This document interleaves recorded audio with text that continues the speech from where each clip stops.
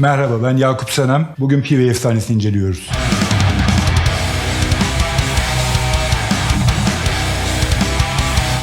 No 12 kanalından, Testere programından herkese merhaba. Bugün P-Wave efsanesini inceliyoruz. P-Wave 5150. P-Wave efsanesi derken 5150'den bahsediyoruz tabii ki haliyle. 5150 orijinali, 6505 ve elimizdeki 6505 Plus modellerinden bahsedeceğiz ve birazdan da deneme videolarını alacağız, deneme sesleriyle beraber. Hem amfiler hakkında bilgi sahibi olacağız arkadaşlar, hem de seslerinin aşağı yukarı bir mix içinde ve tabii ki metal olarak nasıl geldiğini görmüş olacağız. Eğer hızlıca amfinin seslerini duymak istiyorsanız aşağıda belirtilen dakikaya gidebilirsiniz. Evet, 5150. 5150 nedir? Amerika'da bir kanunsuzluk yasasının ismiydi. Eddie Van Halen Soldano'yu ticari sebeplerle bıraktıktan sonra P-Wave ile anlaşıyor. Anlaştıktan sonra da P-Wave 5150 modelini beraber yaratıyorlar. İlk amfisi bildiğim kadarıyla Marshall oluyor. Marshall'dan Soldano'ya geçiyor. Soldano'dan sonra da P-Wave ile anlaşarak meşhur, efsane ve 5150 serisini yaratıyorlar. 5150 esasen bir Soldano. Hot Rod 100'ün gain katının biraz daha kazancının arttırılmış hali diyebiliriz. Zaten 5150 modelinde hem bir high gain girişi bu yüzden belirlendi, hem de normal gain girişimiz var. Amfi 92 senesinde ilk kez çıkıyor. 92 senesinde büyük bir sükseyle çıkıyor hem de. Hatta ondan sonraki kayıtlarda, özellikle high gain alanında iş yapan albümlerde, müzik kayıtlarında çok fark edilir seviyede sound değişikliğine de yol açıyor. Temel olarak gain'i, pre-gain'i, low, midi, high'ı hepinizin bildiği ayarlar. Post gain diye geçen, esasında volume açma kapama olarak çalışan düğmesi ve yine post gain'in 2 lead kanalında ayrıca lead'in kanal switch'ten sonra değişen düğmesine sahip. Bunlar ama o güne kadar çok fazla bulunmayan amfilerde olan başka bir özellik eşlik ediyor ki o da rezonans ve presence düğmesi. Rezonans, çok kabaca söyleyerek bası, karakterini değiştiriyor. Keza aynı şekilde tersinden de presence'de tiz ve high mid'lerle daha çok oynamanıza imkan sağlıyor. Amfi 92'de çıktığında ilk olarak Block Letter ismiyle çıkıyor. O zamanlar tam burada EVH'in bir logosu var. O günlerde Silvania tüpleri kullanıyorlar. Bu tüpler yalnız bir müddet sonra bitiyor. Bittikten sonra da şu an bizim elimizde olan modelde görüldüğü gibi imzanın arkadan öne geçtiği bir amfi modeline geçmiş oluyorlar. Burada müşteriler esasında bir değişiklik oldu diyor ama halbuki öyle bir şey yok. Tamamıyla devre aynı, her şeyle aynı. Lakin sadece öndeki plate'in sadece yerindeki logo yeri değişmiş oluyor ve EVH buradan kalkarak imza geliyor. Ve bu esnada da Çin tüpleri kullanmaya başlıyorlar. Shuguan'dan sanırım olması lazım. Bunlar Ruby markasıyla buraya geçiyorlar. Çok fazla beğenilmeyen, sonradan efsaneyle sonuçlanacak işte Block Letter kavramı da, modeli de buradan meydana çıkmış oluyor. Ama aslen tekrar da belirtmiş olayım. Bir 5150 Block Letter veya imza olması fark etmiyor. Tamamıyla aynı amfiler. Derken kendime ters düşecek bir şey söyleyeceğim. P-Wave'de herkes şöyle söyler. İşte benim P-Wave'im seninkinden farklı. Evet, olabilir arkadaşlar. Mix'te çok fark etmezsiniz ama biz de yaptığımız deneylerde görüyoruz ki çok küçük yüzdelerde oynamalar olabiliyor. Aynı tüplü olsa dahi. Çünkü P-Wave o günlerde kendisi de bilmeyeceği şekilde ufak komponentlerde çok küçük olacak şekilde bazı değişiklikler yapmış olduğunu söylüyorlar. Ama devre şeması her şeyle aynı. Amfi çok güzel. Her şey iyi oldu. Lakin bir müddet sonra müşterilere yetmiyor. Çünkü amfinin bu high gain tonlarında çok güzel olmasının yanı sıra bir dezavantajı var. İnsanlar öyle söylüyor. Bu da clean'lerde kötü deniyor. Katılmıyorum. Özellikle low gain girişini doğru kullanabilirseniz normal gain diye geçer.